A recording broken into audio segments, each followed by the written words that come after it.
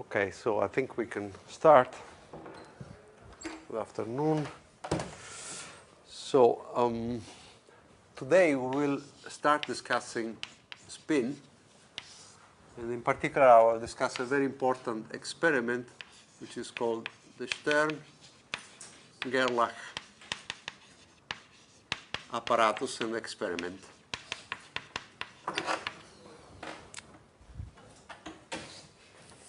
It doesn't like it. Okay, so the experiment dates back to the early days of quantum mechanics, and it was essentially done in this way. There is a source of atoms, a furnace, where you essentially evaporate silver atoms. Okay, so a piece of silver, you evaporate them, and they come out with a certain, they are at a certain temperature, so they come out with a certain speed. And you just make a hole in a screen in such a way that you make a collimated beam. Okay, so here is a beam of silver atoms. Okay, then these atoms arrive into the true apparatus, which is, well, let me draw it like this. It is essentially a magnet with a north and south pole. If I take a front view, okay, the section of this thing is like this.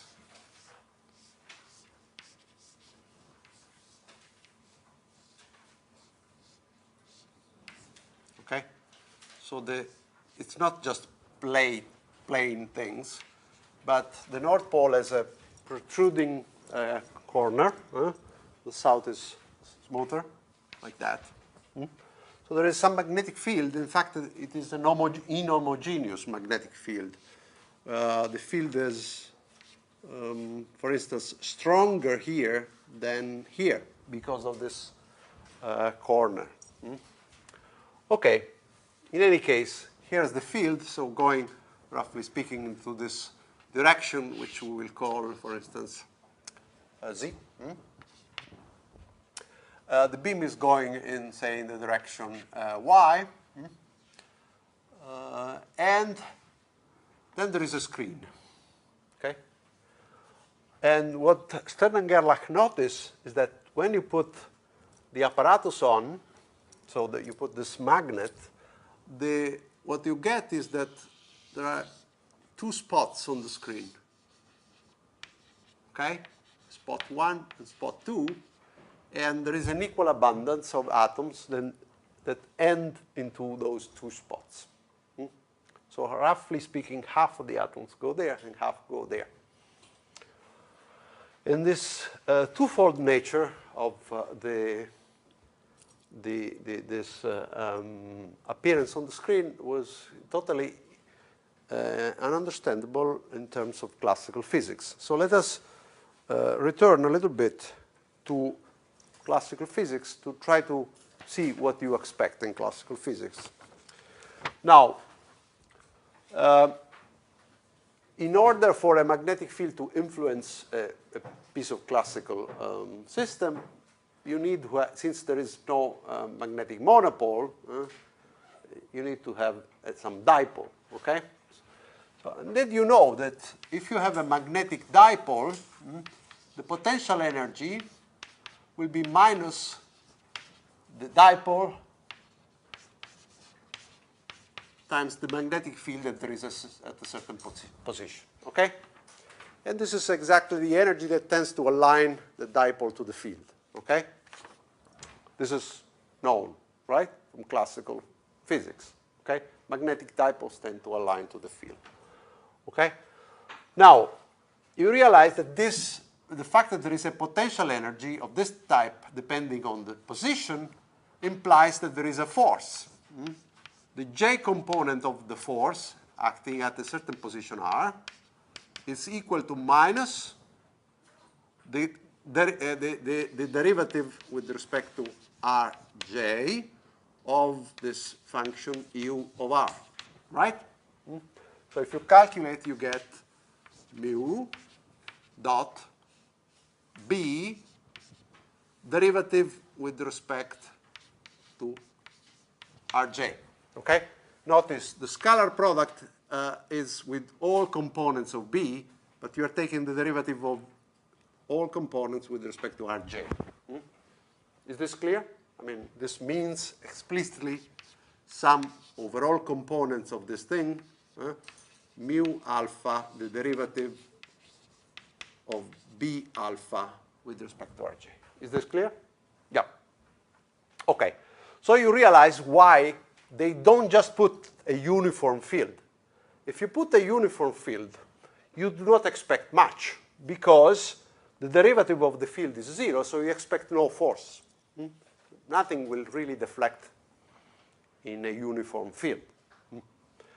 That's the reason why they put a field that is inhomogeneous. So it's stronger here than here. So if I call this direction Z, the field, so this is Z, and this is BZ, how strong is the field? It is stronger close to the North Pole, and it's weaker there. So there is a derivative of BZ with respect to Z, the third direction, okay, which is different, definitely different from 0. This is, in fact, negative in this picture. Okay, so in this way, you expect a force.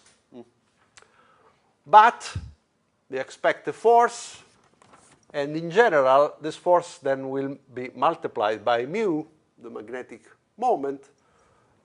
Therefore, the force will be depending on the magnetic moment of the silver atom. And if you imagine that the silver atoms supposedly have a magnetic moment, it's not clear why, and in fact we'll discuss what could be the source of this magnetic moment, but suppose that the silver atoms have, for some reason, a magnetic moment, then classically you would think that this magnetic moment is really comes in a random way when the silver atom comes out of the furnace, and depending on the projection being a little bit positive or negative, okay, this force will be positive, negative, weaker, stronger, whatever, okay?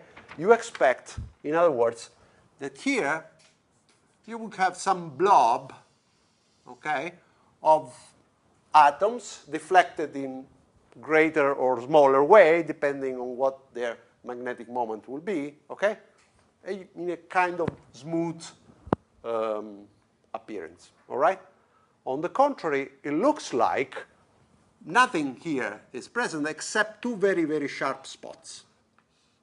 So it's like if mu, in some sense, is first of all not really arbitrary. It's quite well defined, and it's only two possible values. Okay? So this is the striking feature. Two possible values of the magnetic moment.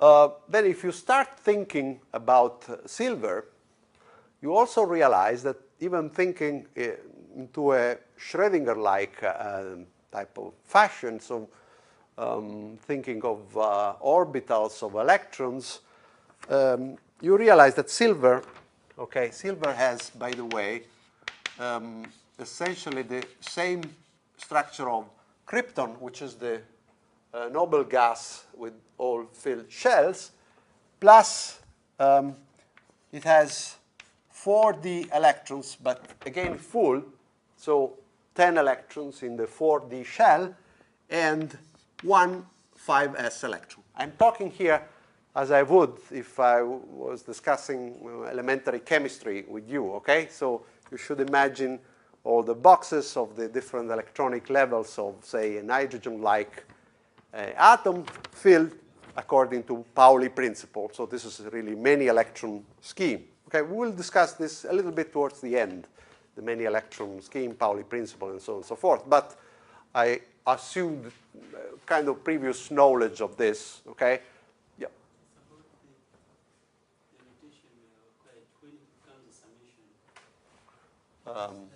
X, Y, and Z, the three components. Then what about the J? What? We are differentiating B alpha with respect to R and G. To Rj. So for instance, this would be component X, component, suppose, the force along Z. Okay, the force along Z, for instance, is given by this. Differentiating the magnetic field with respect to the Z position. Because here it is looking like it's a dot product. Yeah, there is a dot product. So there is the three components. So this would be explicitly mu x times the derivative of bx with respect to rz plus mu y, the derivative of by with rz, plus mu z, the derivative of bz with respect to rz. Okay? And practically, well, if you look at this geometry, being essentially the beam in this region here, essentially by symmetry, this is the most important piece. Okay? So it really depends on what mu z comes in the beam, okay? And this will multiply this gradient of, you see, it's the same quantity I'm plotting here. I'm just calling z what I was calling there rz, position of the beam, okay? So depending on the gradient, I will have a certain force which is proportional to the mu z, to the projection along z of the magnetic moment. So if the mu z comes to be 0, there's no force, and you go straight. If mu z comes positive, you will feel a negative force because bz in B is negative. Okay, so you will go down. If mu z comes down, then you will feel a positive force. You will go up. Okay, but since this is a continuous object, you can expect classically, if there is a magnetic moment, that will be just anywhere. You expect a blob. On the contrary, it looks like mu z can have only two possible values, according to the experiment. And this was something really puzzling, because again, if you even think quantum mechanically, you think of orbitals, and you realize that silver really has a single s electron, which is unpaired. Everything else is full shells of electrons. So really, rather than thinking of a silver atom beam, think of hydrogen atom beams. Mentally, it would be the same thing. The difficulty is that hydrogen tends to form molecules, okay? So it's much harder to form a beam of single atoms, single hydrogen atoms, rather than evaporating some silver metal in a crucible, okay? You just get atoms of silver, not molecules, and this is a simple enough experiment. So with hydrogen, you will get, for instance, hydrogen molecules, and before you just make atoms, you would need to, okay, much more complicated. Okay, but mentally, if you prefer, you can think of hydrogen, okay? Hydrogen has, for instance, in the ground state, atoms in the 1s, and there is really no possible source of magnetic moment. Why? Well, classically, you know that a magnetic moment is associated, for instance, to a charge, some charge that rotates, okay? And in fact, you can calculate that in electromagnetism, that the magnetic moment associated to a charge that rotates, let's call it mu, is just equal to the charge as for the electron is minus E, okay? Will be minus E over 2mc times the orbital angular momentum, okay? The magnetic moment is associated to a current of charge, so to some velocity vector product with a certain position, okay? If you go back and look at your expressions for the magnetic momentum, you will see that it's exactly the same expression appearing in the angular momentum, apart from charges and mass that are not there, and an extra c, depending on the units, by the way, okay? So a charge that rotates has an angular momentum and has a magnetic moment in classical physics. and in quantum physics would be roughly the same, okay? So here, by the way, let me put here the h bar. I know that h bar is unit of angular momentum, okay? And in this way, this is angular momentum dimensionless, okay? So in this way, all the units are in front, okay? So you notice that this object here is a quantity which is made all of universal constant, but has the dimensions of a magnetic moment. And indeed, it is called the Bohr magneton, okay? It is called mu b, Bohr magneton. So this is a kind of quantum, a unit of magnetic moment. So you realize that if you have an angular momentum, you expect to have magnetic moments of the order of a certain multiple of Bohr magnetons. However, in an L state, like here, you have L equals 0, okay? So certainly no magnetic moment. So it's a false impression to think of 1s electrons as orbiting. They really do not orbit in some sense. They stay, have zero angular momentum. So it's totally unclear of where this mu might come from. Mu is 0 for a 1s electron of hydrogen. So you expect no deviation at all. But even if, suppose, there is a certain fraction of atoms that are excited in a p states, for instance, in the 2p states, then you would say, okay, maybe I might have a magnetic moment because 2p electrons have L equal 1, okay?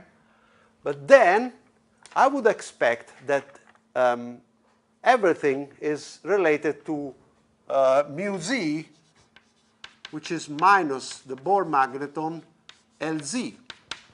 But I know that Lz quantum mechanically can have 3 possible values if L is equal to 1. Plus 1, 0, and minus 1. So you would expect that if the atom exits in a state of, say, plus 1, it will get deviated in a certain spot. If it exits in 0, will just go straight in the middle. And if we exit in minus 1, will be deviated in the opposite. Okay? 3 spots, in other words, are expected. And for any L, you expect 2 L plus 1 spots. Therefore, an odd integer number of spots. Never 2, which is what is found in the experiment. So even if you argue beyond classical physics in a quantum mechanical kind of frame of mind, you would never expect 2 spots. So there is something missing in our description of even a quantum system like hydrogen or whatever. And this, now, all I have done makes a heavy,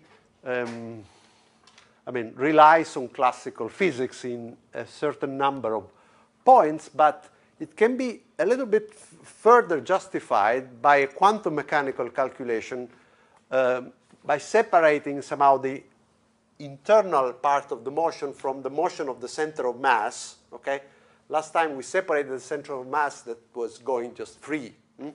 Now, if there is a magnetic field like this, the center of mass will not be just free, but you can still separate quite effectively by the so-called Born-Oppenheimer approximation the motion of the center of mass and the motion of the internal relative motion, okay?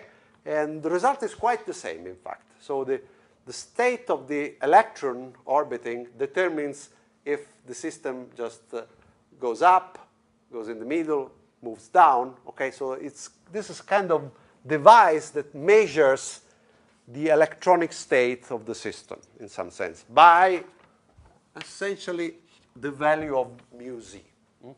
Okay? So this can be done better than just a purely classical way. So before adventuring, in fact, in introducing spin, let me argue with you where a term like this, or in better forms, you see you expect this to be, if I substitute that expression to be just mu b L dot b, okay? Where this comes, for instance, in a classical, in a quantum mechanical type of calculation. Yeah. Can we say that this theory doesn't describe the hydrogen atom?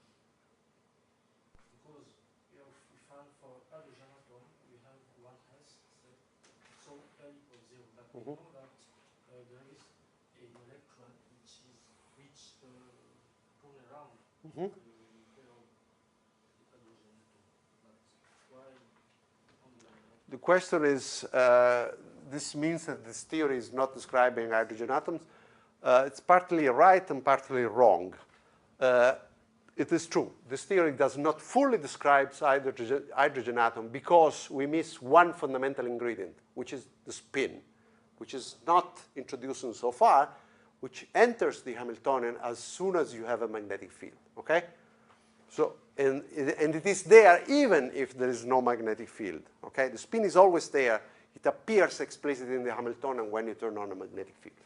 This is part of the answer. The other part of the answer is the picture you have mentally is wrong. I stress again, you shouldn't think of 1s atoms as electrons orbiting. Otherwise, they would have an angular momentum. They have angular momentum 0, okay? So cautious with your classical picture of planets orbiting. In some sense, this is misleading, okay? S states have 0 angular momentum. Okay, in this case, where is the electron of hydrogen atom? Around, but not orbiting, is everywhere, is staying. Huh? It's a cloud, okay? You can, if you measure, you can find it anywhere around in a perfectly symmetric way when you are in an S state. You measure the electron there, it's the same as measuring there, there, okay? But it's not moving in this way in some sense. It is, all right? Very hard to describe in a classical way because it's deeply quantum mechanical. Yeah? Yes, why is it that we cannot see it before we have applied the magnetic field? Again? The spin entity. Why are we not able to see it before we have applied the magnetic field? That is the question is why we don't see the spin before we apply the magnetic field, okay? Well, in some sense, this is partly not true. Strictly speaking, I have just neglected small relativistic corrections to the Hamiltonian in which the spin would appear already, okay? We will see this later on. We will see that in the Hamiltonian there are terms of relativistic origin that look like this, even in absence of magnetic field. They are called spin-orbit coupling, okay? Now, you might ask, where do they come from, okay? They come from relativity. So in principle, to deduce them, I should start from a fully relativistic theory, like Dirac theory, okay? And then I would need to take a non-relativistic approximation of that, and I would obtain, as most important term, the usual p square, the Coulomb potential, and also smaller terms like this. So the spin would already appear at that level. If I turn on a field, it appears more explicitly, okay? But this is another chapter. We will do it later on. For the time being, I'm kind of omitting those terms, okay? So the spin has not appeared because I have not really looked carefully enough. Okay, so is this clear until now? I want to just to give you a fast type of derivation to show you that even quantum mechanically, you get something like this. If you forget about spin, obviously. So you get a term that is proportional to L dot B, and therefore you would not expect 2 spots, but rather 3 or 5 or 1, okay? So let me just explain this. So I think I can erase this.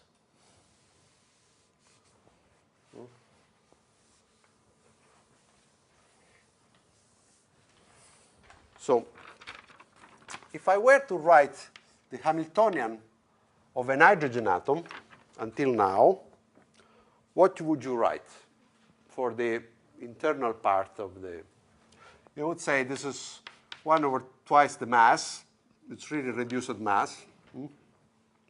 But now, not to make confusion with this, let me call it M. Then there is P. Normally it's P square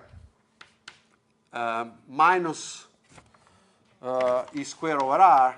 This would be Coulomb potential. Now, in the presence of a magnetic field, so now I have my nucleus and there is an electron and there is some magnetic field, okay?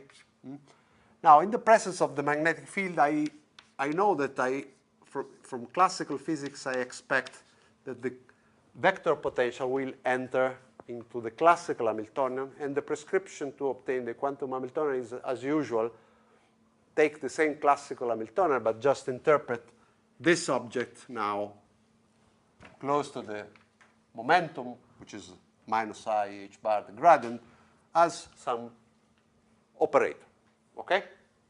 So this would be the quantum Hamiltonian that I would need to write.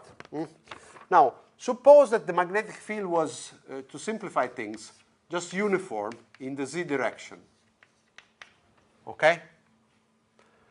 Now, the magnetic field is not uniform, as we have said, but to the scale of the electronic motion, I can think of this as being uniform, okay, except that this uniform value slowly changes as I move the atom, okay? So in some sense, I'm doing kind of approximation here. I'm supposing that the magnetic field varies gently on the scale of the angstrom, which is the important thing that occurs obviously at the atomic length. Okay, so suppose that Bz was uniform.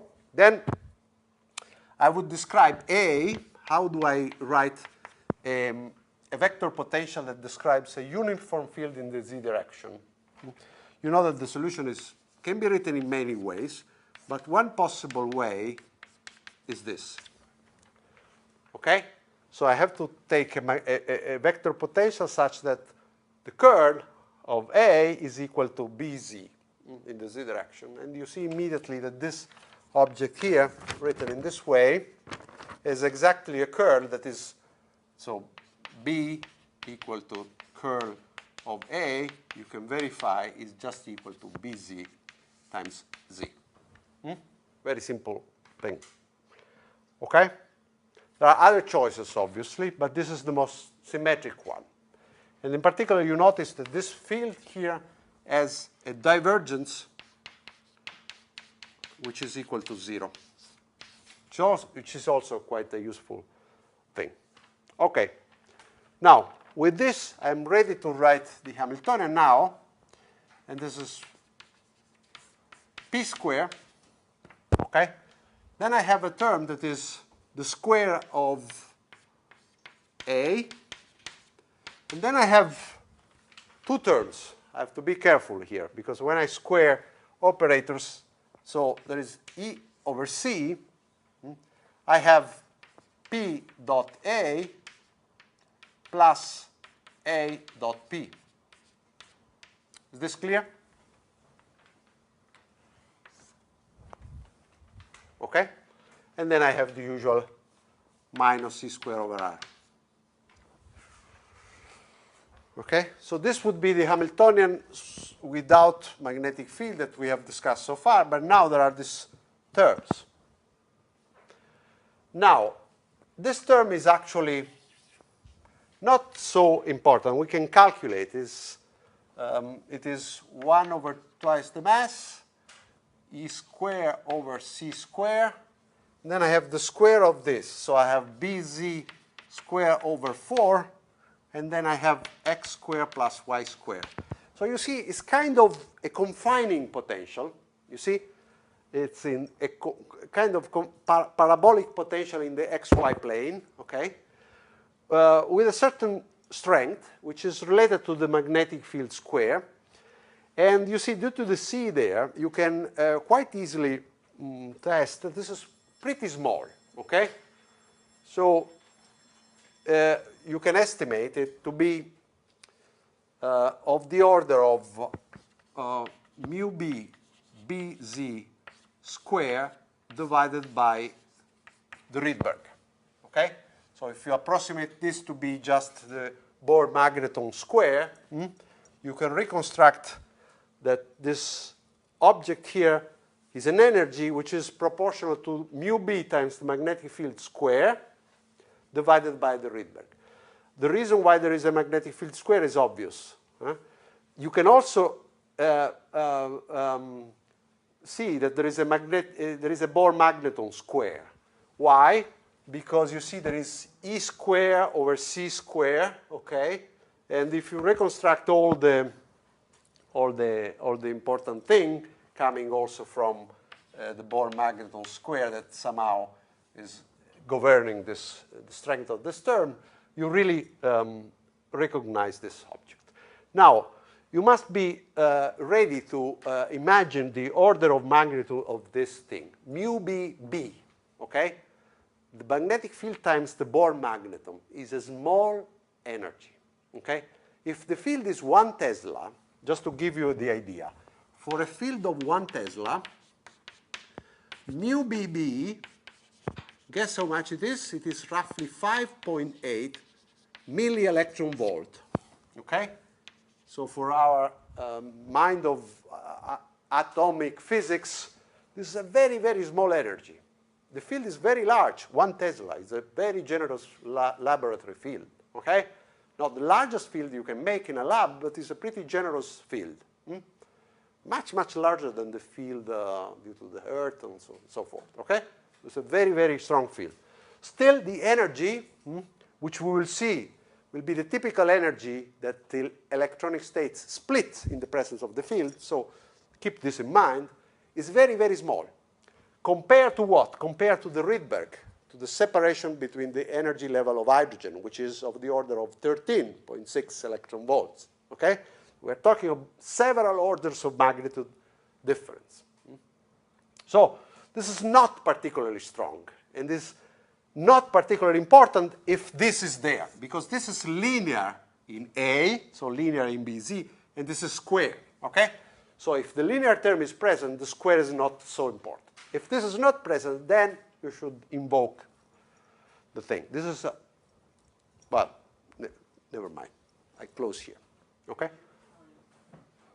When is this very important? I mean, what the signature behind this content? Which one? This? Yeah. Okay, this is at the origin of diamagnetism, okay? So whenever the system has no actual magnetic moment, this brings an increase of energy in the presence of the field, so a diamagnetic type of term, okay? While this, you see pretty simply brings to a linear decrease of energy in the presence of the field. Why linear? Because you just align yourself opposite to the field, okay? So in some sense, while this is related to the fact that the energy increases quadratically with the field, this is related to the fact that the energy of the ground state just decreases linearly. This is paramagnetic type of response. This is diamagnetic. So if you think of it magnetically, it's a very different type of thing. But there are systems that are diamagnetic. In some sense, in those systems, it's like if this is not present. In any case, let me close this digression because I want to go and analyze this term, which is certainly linear and therefore, in principle, for small fields, more important than this. Now, let's see. What is the meaning of P dot A? A dot P is pretty simple. A is some function, some vector function there, okay? P is the gradient, okay? It acts to the right on wave functions, no problem. But P dot A is P, which is a gradient, acting on A and on a wave function, okay? So this term has to be interpreted as acting on some wave function, and it acts, therefore, in two possible ways. You can take derivatives of this or derivatives of that. Okay? So whenever you have P before A, should be careful. This is really two terms. One is minus I h bar, the gradient applied to A, and psi untouched. And the other is simply A dot the gradient applied to psi. Okay? But now you see that this is the divergence of A, okay? Which is 0 for our choice. So whenever you have a divergence of A 0, don't worry about this. And this is nothing but a copy of this, okay? So for those divergence of A equal to 0 cases, here you have effectively a factor 2. Like you would have if you were doing essentially a classical calculation, right? So one can say P and A. It's like if they commute, okay? All right, clear? So when the divergence of A is 0, P and A commute. And you just write 2. Now, let's proceed. Now, I still write this. So let me single out. It's 1 over 2m from here. Then I have 2e over c from here. Then I have A. A is what? A is B, the magnetic field. There is a factor 2 again. And then I have 3 components, and I have to take the scalar product. So it's minus y multiplying px plus x multiplying py plus 0, because the third component is 0. And now you see what is this? xpy minus ypx. What is it? LZ. So you see you have bz lz times what? E over mc. Put an h bar here and divide by h bar here. Okay? So in other words, this object is now Lz divided by h bar. What is this? Mu b. Sorry. The 2, let me leave it there. I erase this 2 with this 2. Okay? So this is mu b. Okay? Very good. So we reconstructed that this term is really mu b Lz times Bz. Okay? So it's just this object, well, specialized to the case of a uniform field. Okay? Pretty much as you would expect in classical terms. So in some sense, the origin of this A dot P term is the same as the origin of, is this. So it's magnetic field coupled to the orbital magnetic moment, or if you want to the orbital angular momentum. All right? So by doing a more sophisticated theory, letting B to vary with space and doing Born-Oppenheimer, you can essentially put on a firm ground what we have discussed in classical terms, which is to repeat that you would never expect just 2 spots. Okay? You expect an odd number of spots. Quantum mechanically, classically, just a blob. All right. At this point, I have to take a jump. Okay? So if I was doing relativistic quantum theory, then I would go through the Dirac theory, and I would take an appropriate non-relativistic limit and see that the Hamiltonian really is not this, but there are other pieces. Since I won't do that detour, I just tell you. Okay? So I just tell you that the Hamiltonian for a particle in a magnetic field is not simply this, but there is another term that looks a little bit like this, but with a new operator that is called S. Okay?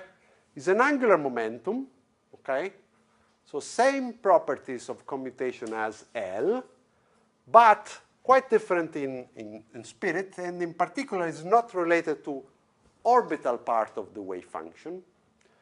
By the way, this number here is really 2 from the Dirac theory, but if you calculate corrections to it in quantum electrodynamics, is slightly different from 2. Never mind, take it 2. So there is slight difference between these two in this factor, okay? And in the fact that the spin there is a new quantity. So here, strictly speaking, still from the Dirac theory, I would obtain other objects, okay? Other relativistic corrections. We will discuss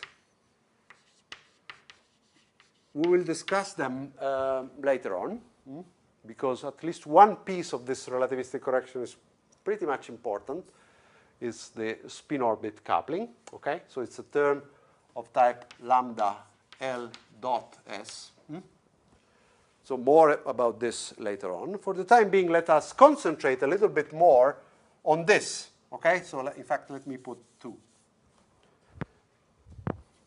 Let us discuss a little bit this. Okay. So first of all, the spin is really a new physics for our story, and it doesn't live in the same Hilbert space as we have worked so far. So it doesn't act on wave functions of the standard type. There is no meaning in acting with a spin on psi of x, okay? In some sense, the psi of x was coming from certain wave functions, okay, which, let me call them phi of n, which were a basis of some orbital Hilbert space, okay?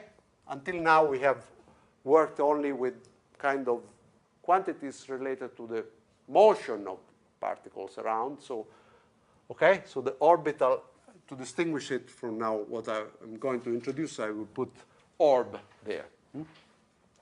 Now there is a new Hilbert space.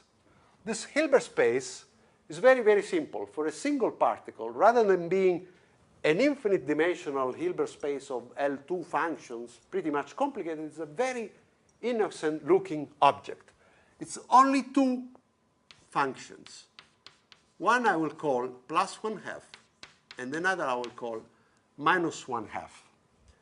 But to remind me of plus and minus with respect to what direction of quantization, I put z there, okay?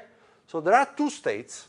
These are spin states. You see, it's essentially here to have a notation that is more abstract than just wave functions. After all, this was what? Overlap of x and a state psi. Now, the state lives in another space, and there is no meaning in doing this, okay? There's absolutely no meaning in taking the scalar product of a spin state with an x eigenstate, all right? So I never write this, all right? Now, this piece of Hilbert space is called the spin Hilbert space, okay? And is 2-dimensional. You see 2 states in the basis, okay? 2-dimensional. Now, how do I form an arbitrary state of my system, supposing that the system lives in this Hilbert space and also in this? Mathematicians define what is called the product, the tensor product of the Hilbert space. In practical terms, means simply this.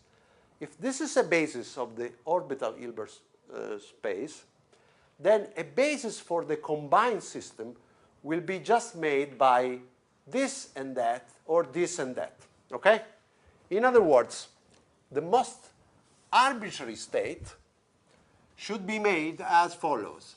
Sum over n of an orbital part times the spin part with spin +1/2, I will talk more about these two guys. For the time being, think of two states in this two-dimensional Hilbert space. I will talk to you about this in a second. Okay? So this is one possible basis element. Then there is another possible basis element. This is this. Okay? And generally speaking, every state can be occupied with a certain, occupied. It can be summed together with a certain elements, which I could call C plus, for instance, in this case. Okay? Cn plus. And here I have Cn minus. Okay? So this means taking the tensor product. It means that you have to assume that there is not only phi n, but there is also a partner to the wave function that is just staying close. You see they are close by because they live really in two different spaces. Okay, so I do not really multiply them in the usual sense as multiplying two functions. Okay, they are just in two separate spaces. I account for both of them, and in general I can superimpose many possibilities. Okay, so this is the most general form of a state that I can write in this combination of states. So until now I was omitting altogether the spin, so I would write something like psi equal to sum over n, some coefficients times phi n. Okay? So this was our way of writing the most general state. Now, I have always to remember that the phi n can be accompanied by an up spin or a down spin, plus 1/2 or minus 1/2. And in general, the coefficient in front can be different. Notice that the most general state is not necessarily a product. Okay, this is generally different from a product of an orbital state times a spin state. Okay? Why is that? Okay, first of all, the most general spin state that I can write is a combination of these two. Let me call alpha plus the amplitude of the plus 1/2 state and alpha minus the amplitude of the minus spin. Okay? So if I have a two-dimensional Hilbert space, I can always superimpose the two elements with two coefficients. All right? And if I want, suppose that these two states are normalized.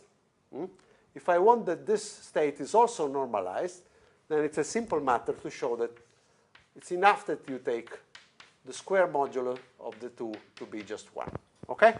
So this would be the most general spin state made as superposition of these two objects. Now, you realize that at the same time, the most general orbital state is this. But you see quite clearly that the state I have written here is in general not a factorized state. Okay?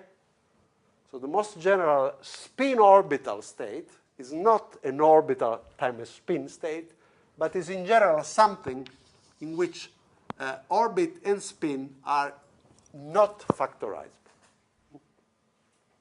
This is very simple to see. Okay.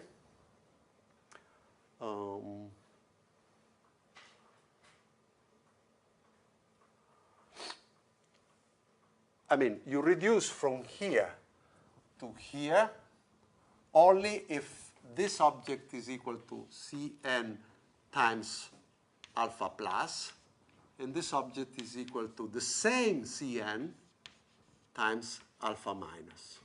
Okay? Then you can factorize out this piece, and you can factor out this piece. All right? So this occurs in certain cases, but not always. So let us discuss a little bit more, since we know quite a bit about Hilbert spaces of orbital wave function. Let us discuss a little bit more the new guys. What are they, really? You remember from our discussion of angular momentum that the possible values that an object that has commutation rules of this kind has are states in which j could be integer or half integer, okay? And j labels the eigenvalues of j square being simply j plus 1. And there are, generally speaking, two j plus 1 states belonging to this subspace, which would be distinguished by jz, which has eigenvalues from, called m, from minus j up to plus j. Okay? This is what we discuss for a general angular momentum. Now, until now, we found clear evidences of the integer case, which was the orbital angular momentum. We discussed spherical harmonics and so on. However, we found no, so far, evidence of half integer. Now, this spin guy is the simplest and first appearance of an object which has the smallest half integer, 1/2. Okay? In other words, if you take j equal to 1/2, you expect what? 2j plus 1 means 2 states, okay? Having m equal to minus 1/2 and plus 1/2, okay? So these are exactly these two objects here. However, they live in a really different space. So you shouldn't think really of the electrons orbiting in any way. They are so-called intrinsic angular momentum that the electron has even without really turning around anything, okay? Kind of, you can think of if the electron was turning around itself, but this is only a mental classical picture. I mean, it's really an intrinsic property that the electrons have, okay? All right, so these are two states, okay? And these are the two objects that I have written here, okay? So these two things are eigenvalues. Now, to just give a name, instead of calling it J generally, I will call it S, okay? So for me, this S square is now 1/2 plus 1, which is 3/4 value of S square, and the spin goes from minus 1/2 z component, okay? So this is SZ. SZ goes from minus 1/2 to plus 1/2. Obviously, everything here is in units of h bar, okay? Strictly speaking, there is an h bar square here and an h bar there, but to simplify the notation, I have rescaled everything by h bar. All right? So these two objects here, let me write them more carefully, are a state with plus 1/2 z, which means an eigenstate. So to write it more carefully, this is an eigenstate of Sz with eigenvalue plus 1/2. And then there is another partner, which is minus 1/2, which means an eigenstate of Sz with eigenvalue minus 1/2. Okay? Clear? Now, you remember that together with Sz or Jz, I can consider also Sx and Sy. Okay? And in fact, you remember that I can form Sx plus I Sy, let me call it S plus, and the Hermitian conjugate, which would have a minus. Okay? We discuss, in general terms, what S plus and S minus should do. Okay? They should increase or decrease the number here. Okay? So, for instance, you can immediately conclude from the general theory that you would expect, let's see, S plus of a state. Oh, in the notation I was using before, remember I had J and M. Okay? Now I am omitting this. So to have a more complete notation, I should write this as 1/2 plus 1/2, and this as 1/2 minus 1/2. But since I will never change the 1/2, okay, for L there is a meaning because L can be 1, 2, 3, 0, whatever. But if we are discussing about spin 1/2 electrons, 1/2 is fixed. In some sense, there is no point in carrying it in all formulas. Okay, so I'm omitting really writing this. On the contrary, I'm indicating, okay, that the quantization axis I have chosen is the standard Z. This is by no means forced. I mean, I could use as a quantization axis X or Y, for instance, or any other axis, and diagonalize simultaneously S square and Sx, or S square. Okay? More about this a little bit later. Okay, so let's see. S plus acting on plus 1/2. What does it give me? This is the topmost state. Okay, so the plus trying to increase it further should give me 0. On the contrary, S plus into the lowest thing should give me what? The plus 1/2 with, remember, the square root. The square root would be a square root, if you remember, there is a j, j plus 1, minus m, m plus 1.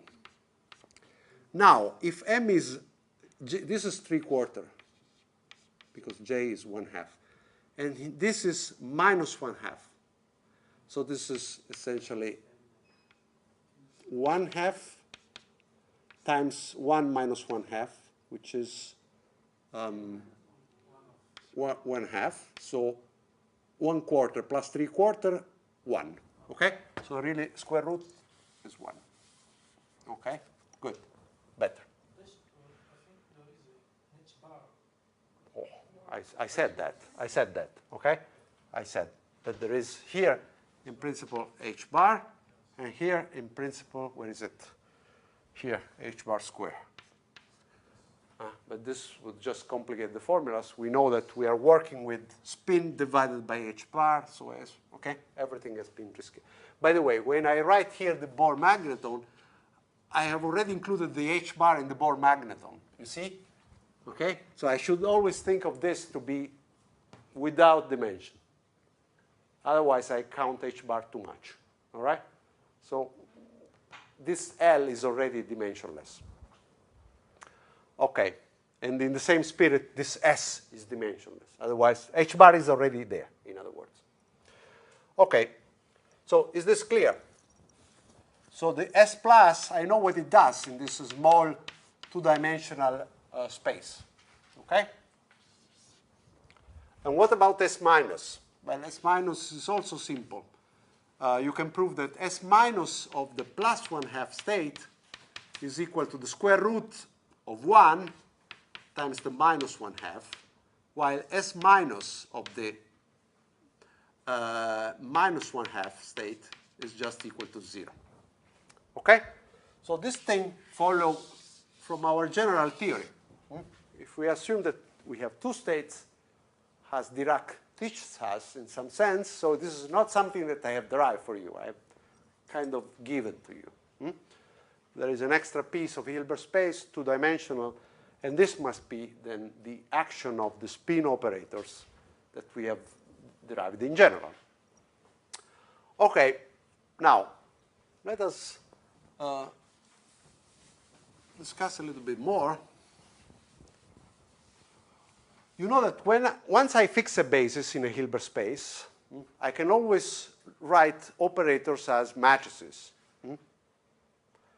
Suppose that I consider this Hilbert space. Any operator, say the Hamiltonian, whatever, I can associate to it the matrix element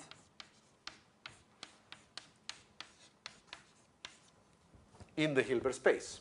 Okay? So an operator becomes, in some sense, a matrix. Is this clear?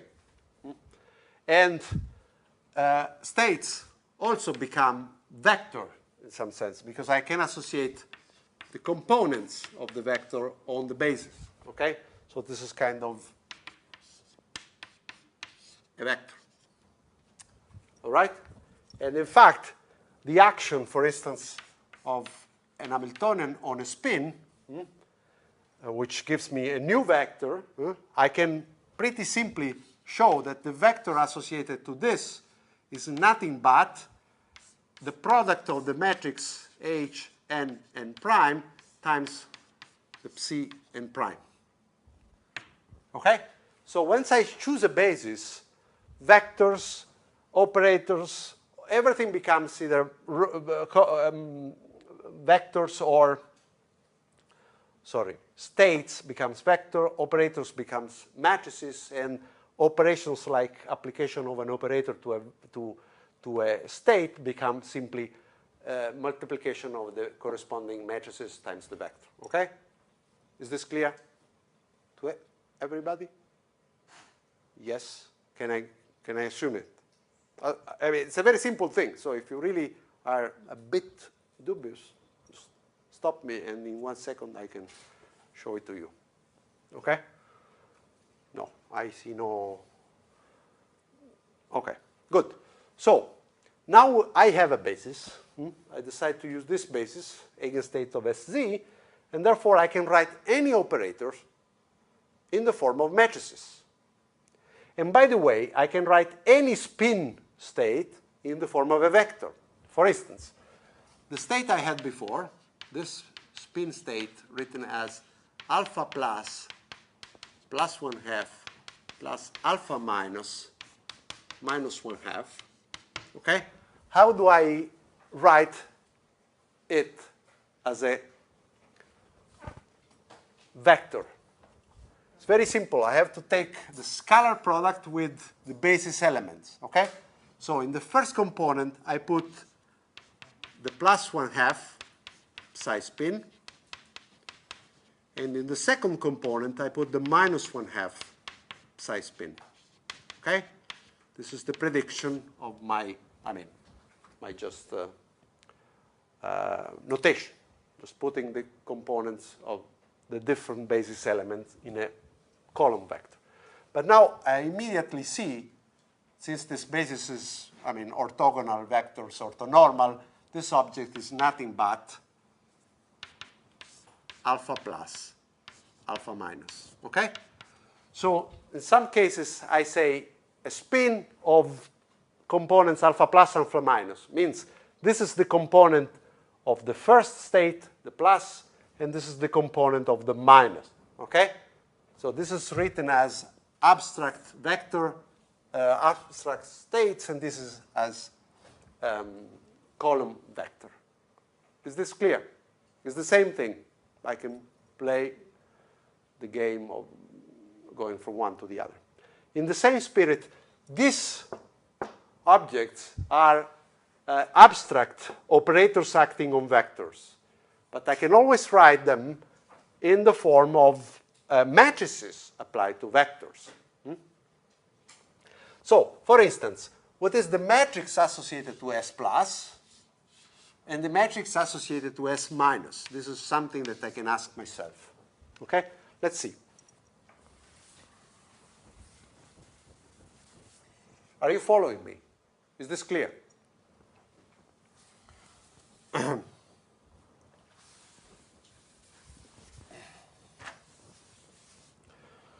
Now, to calculate a matrix, for instance, what I should do is the following. I should calculate the component plus, let me omit the z, okay? For a while, I will always keep z fixed, okay? Later on, I will introduce also states of Sx and Sy, and therefore I need to specify. But for the time being, just let me omit this, okay? So this is S plus. Then I have the component plus 1/2, minus 1/2, minus 1/2, plus 1/2, and then I have minus 1/2, minus 1 half. Okay?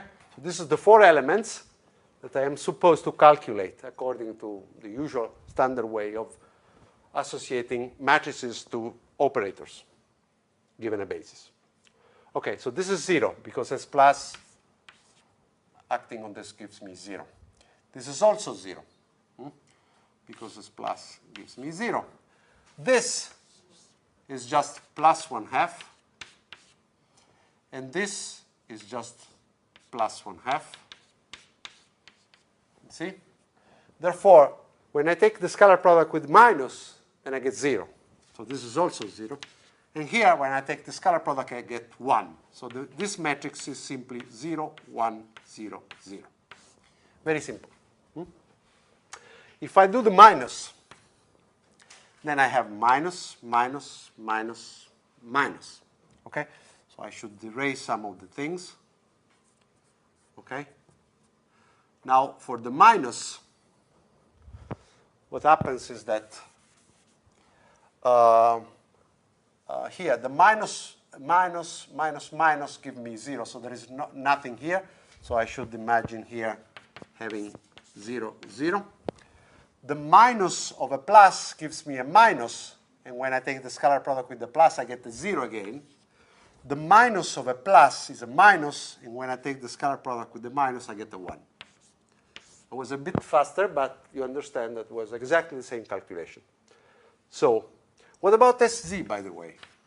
SZ is simpler, because here I should imagine having Z, Z, so something that is diagonal in the basis.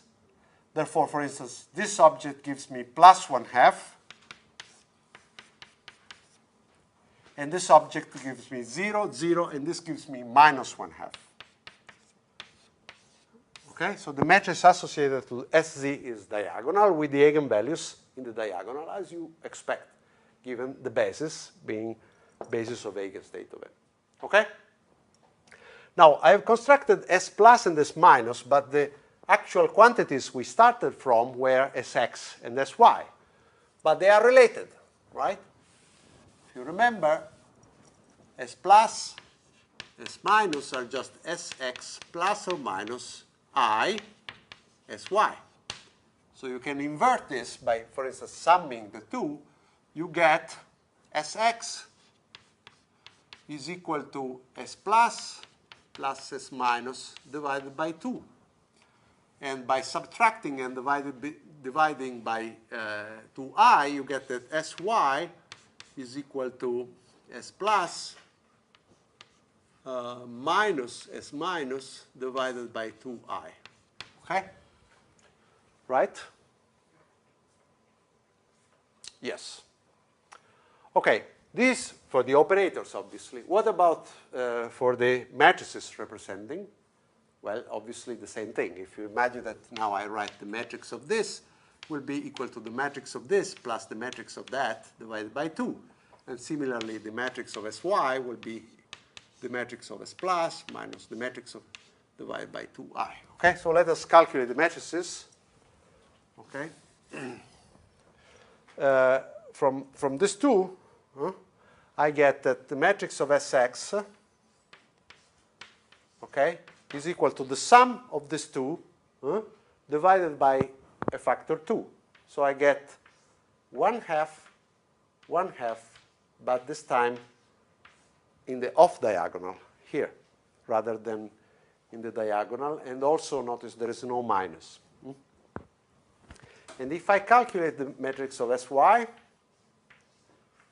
okay, then I have the difference of these two, okay, so something like 1 minus 1, but then I have to divide by 2i, so 1 over 2i minus 1 over 2i.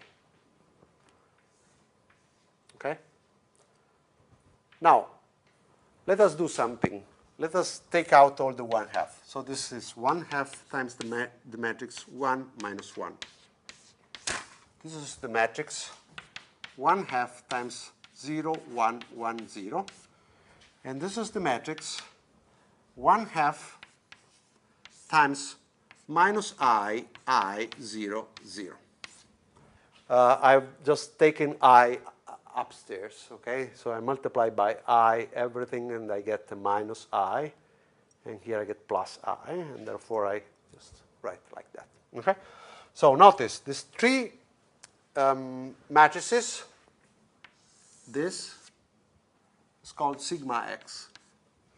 This matrix is called sigma y. And this matrix is called sigma z. Are three 2x2 matrices. They have essentially the same properties as the spin 1/2. Notice they differ from the spin by just a 1/2 and an h bar, obviously, that is, understood there. Okay? For the rest, they are what? They are Hermitian matrices, for instance. This is obvious, the off-diagonal elements. You know that Hermitian matrices have properties that the transpose is equal to the star.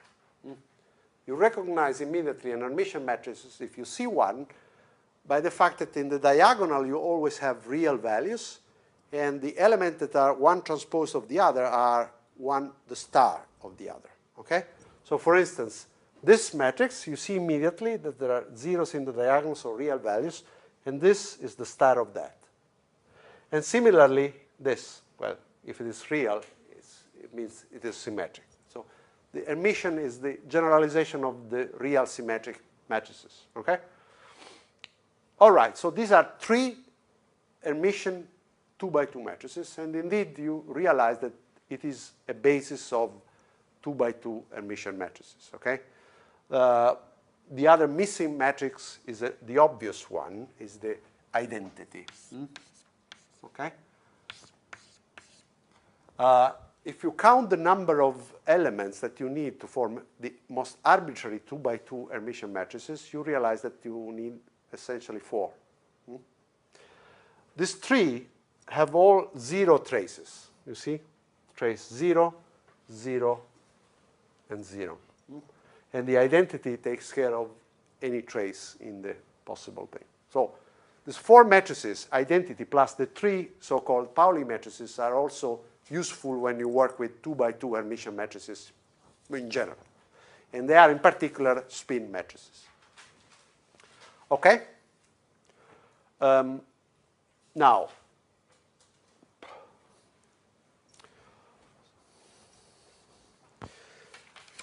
let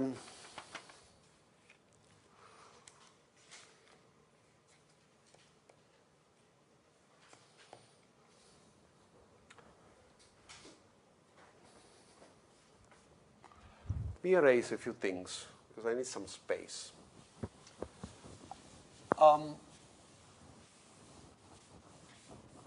With the Stern and Gerlach apparatus, you can make very nice experiments. In particular, so let me just write here Sz equal to 1/2 1 minus 1. Okay. In particular, you can do the following.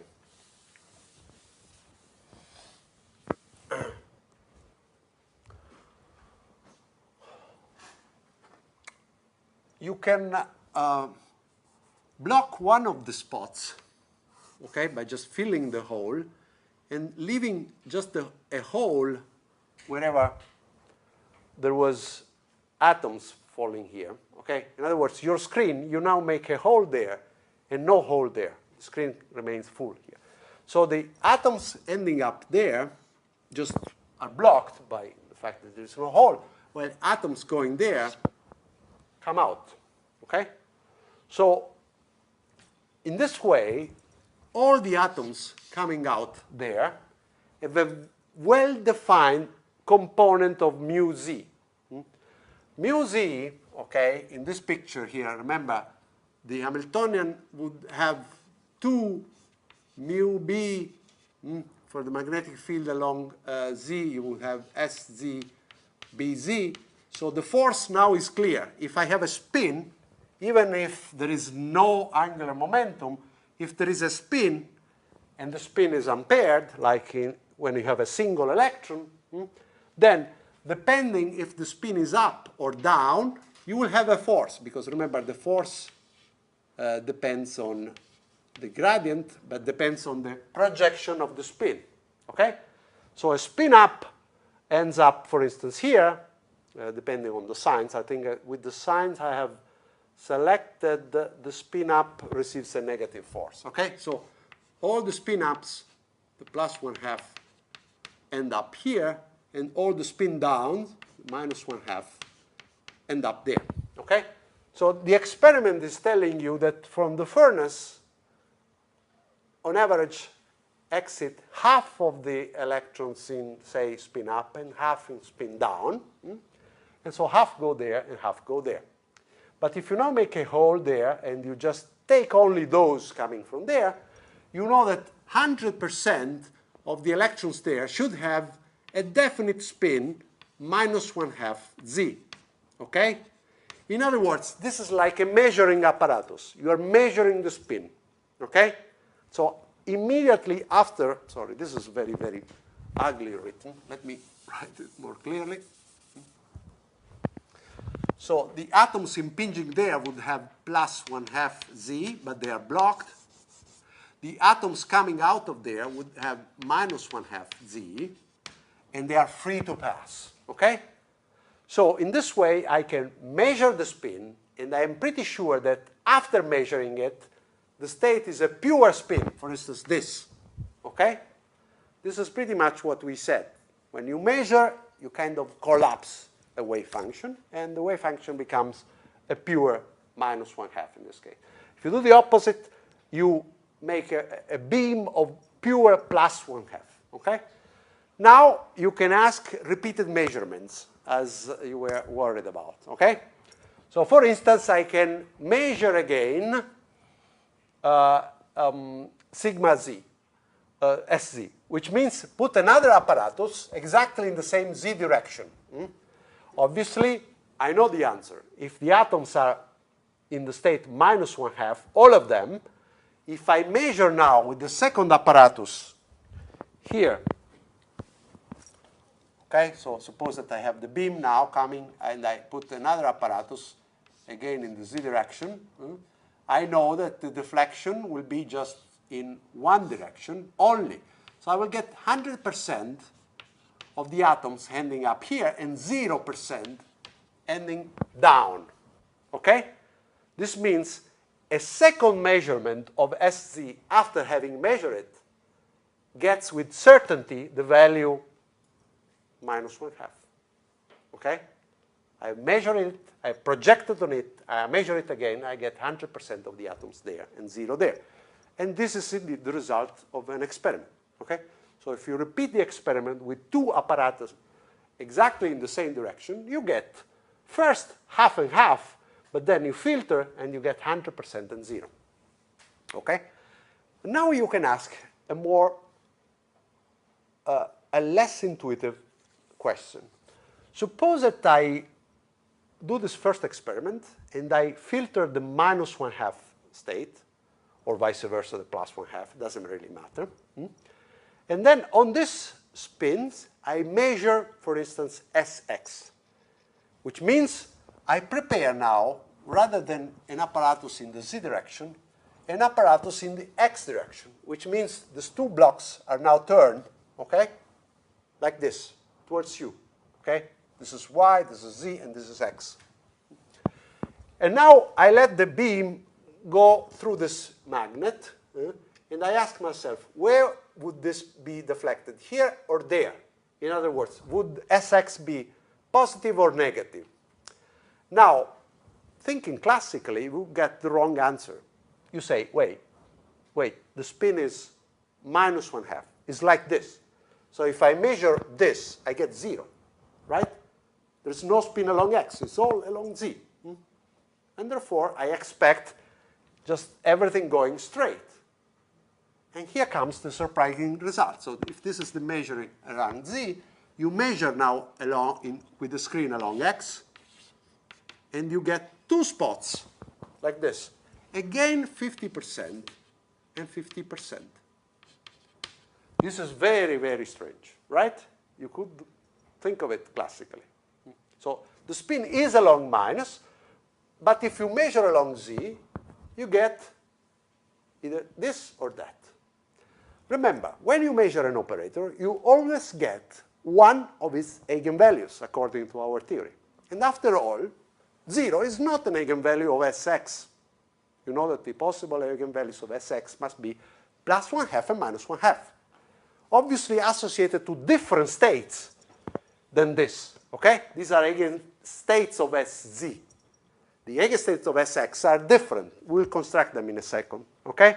But nevertheless, the two possible eigenvalues must be plus and minus 1/2. After all, this is an arbitrary choice. I decided to diagonalize simultaneously S square and Sz, but I might have chosen S square and Sx, and I would obtain two eigenstates of S square and Sc, and obviously the eigenvalues of Sx must be plus or minus 1/2, not 0.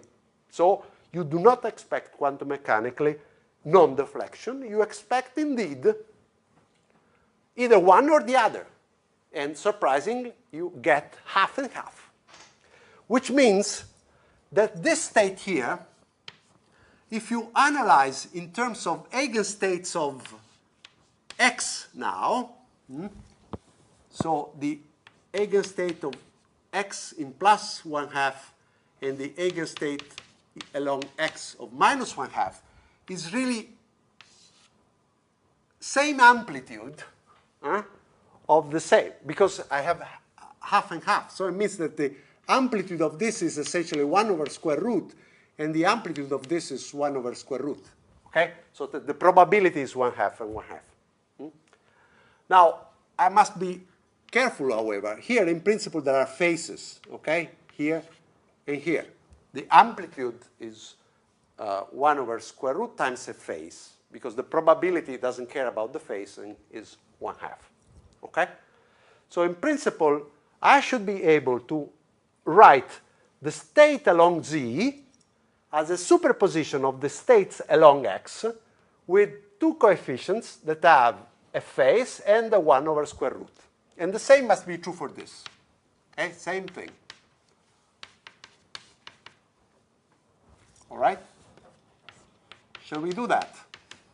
So here again, there are 1 square root of 2 and 1 square root of 2 with phases. Let's see. Okay, now, what are the eigenstates of Sx? Yes. Yep. So, the two vectors are defined in the same space. Why not? No, because we have for z, vector we have 100%, and for x we have 15-15. Yeah, 50-50. They are in the same space. Everything lives in this two-dimensional Hilbert space. I'm not going out of there, okay? For me, spins means these two vectors, and they are possible superpositions in this way, okay? This is the whole universe. It's the universe in a two-dimensional Hilbert space, okay? I'll show you that everything is perfectly compatible with this, okay? How is it possible to get this? Wait and see. This is not classical physics. Your brain thinks mostly in classical terms, okay? However, this is quantum mechanics, and it's true. That's the most, because you can measure things. So what I'm telling you now looks like dreams of a theorist, which are at the level of diagonalizing 2x2 matrices. But there is an experimentalist that can test them, okay? And so these are tested things. So what I'm going to say comes from 2x2 diagonalizations, but they have been tested, okay? So that's the beauty of this thing. This is not dreams, okay? So this is the way reality behaves. Don't ask me why. This is, okay? I'm not responsible for that. Okay. Now, you're perhaps puzzled. I mean, I have this basis of plus 1/2 and minus 1/2 along z, and I tell you every state in the world can be made by superimposing these two things with arbitrary coefficient, okay? So in other words, every space in the world is just a vector, alpha plus and alpha minus. let us find the vector which are eigenstates of Sx. What should I do? I should solve the following problem. Sx is this matrix in that space. The arbitrary vector, I write it like that. And I want to find eigenstates of this, so objects such that they do this. Okay? Now, perhaps you're not surprised that I will find that lambda can be either plus 1/2 or minus 1/2 again. But the two states are just mixture of the basis element. Okay? So perhaps you have seen this problem. Okay? How do I find the eigenstate of a matrix like 0, 1, 1, 0? I'm sure you have done the two far-away hydrogen atom or the tight binding. You have done tight binding with two sites? Yes. Okay? So you remember that if I have a tight binding matrices that is 0 minus t 0, I can form two states. One is the state 1 over square root of 2, the sum of the two. Okay? So in this notation would be a vector 1, 1. Okay?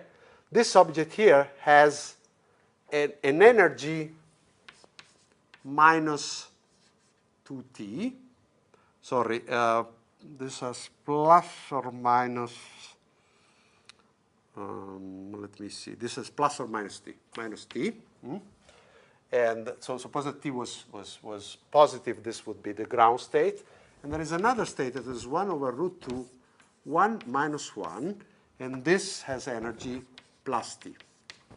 Okay? So these are the two eigenstates of this 2 by 2 matrix. Now, here I have a very similar problem, except that I have no t and I have a plus 1.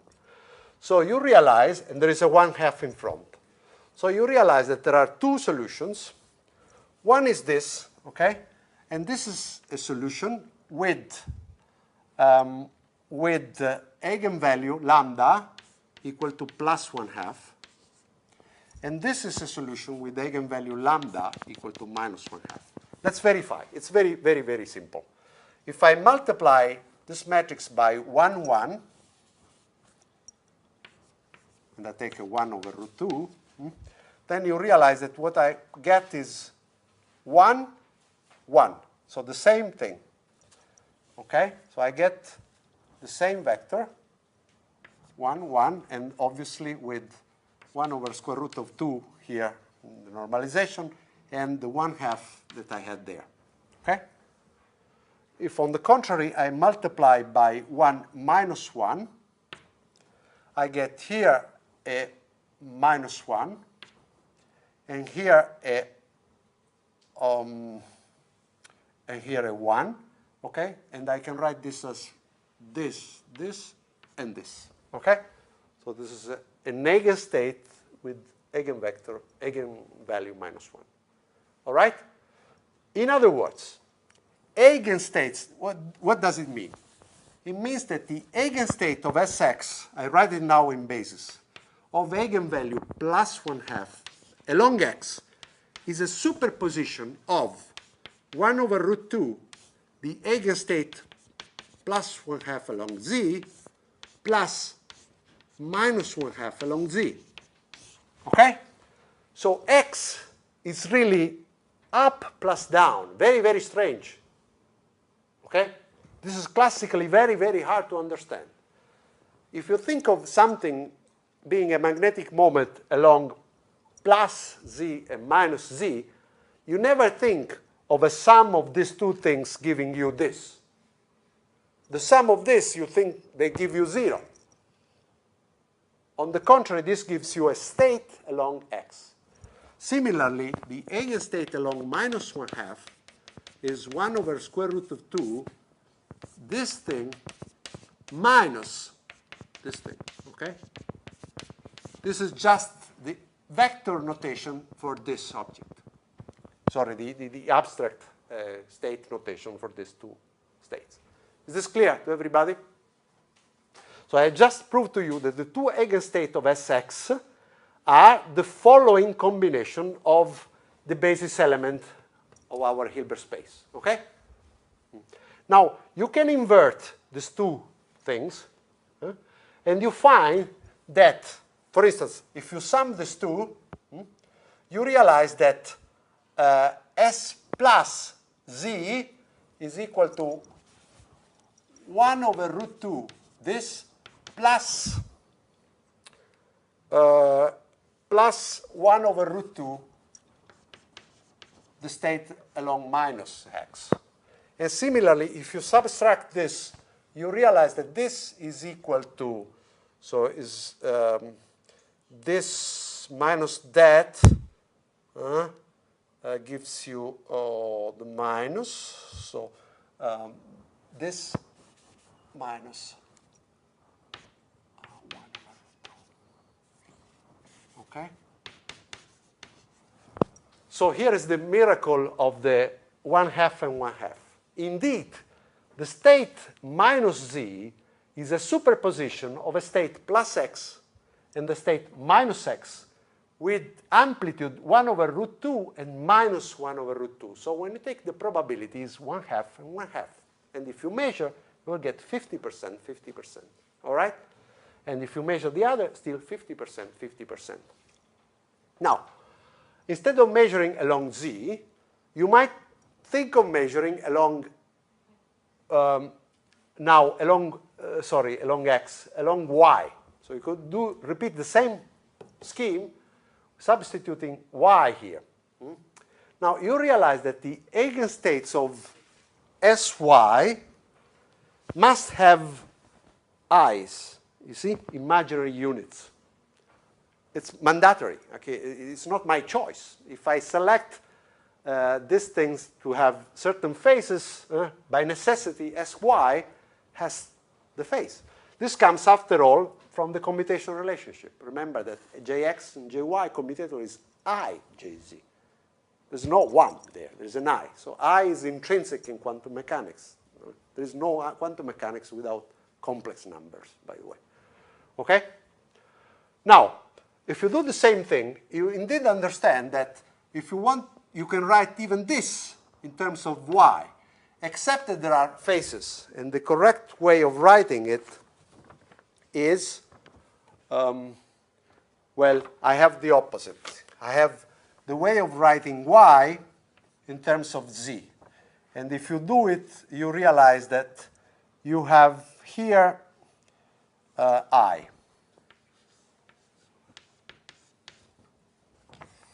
Okay, and here you have minus I instead of minus. Okay? But again, the modulus square, this is just a phase. So the modulus square is 1/2 and 1/2. So the probability of measuring y when you have a pure spin along z is still 1/2 and 1/2. Okay? But now you see, related to the question that you asked before, what happens if I measure first z, then I measure x, for instance?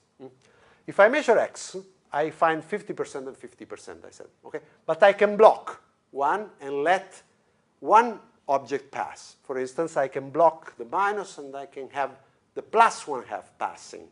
Okay? If I now measure Sx again, I'm sure I will get 100% to the right. But if I measure, for instance, z again, then I will find again 50 and 50. Okay?